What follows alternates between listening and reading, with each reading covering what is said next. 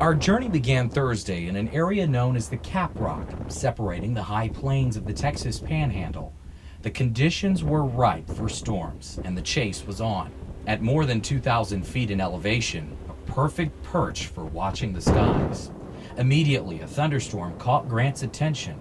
A bolt of lightning, then in the distance, a tornado began to form.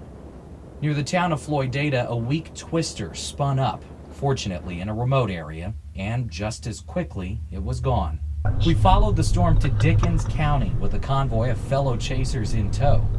Winds were picking up, and a sudden change from hot to cold signaled this could be a long chase. Front passed, stirring up an incredible amount of dust from the newly planted farmland. Too long in one spot, and we'd be in harm's way. So after snapping a few photos, it was back in the mobile storm tracker, video cameras rolling.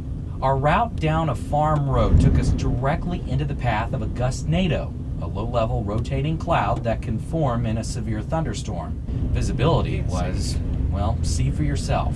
Down the road in Jayton, ominous clouds in this time-lapse foretold a powerful storm. Workers scurried down this communications tower just in time to get to safety.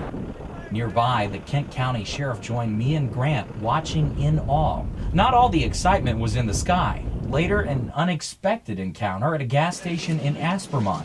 I captured an apparent dust-up involving the Discovery Channel's storm chasers. We left the drama and back on the trail near Rotan, 117-mile-per-hour winds, blistering the rolling plains.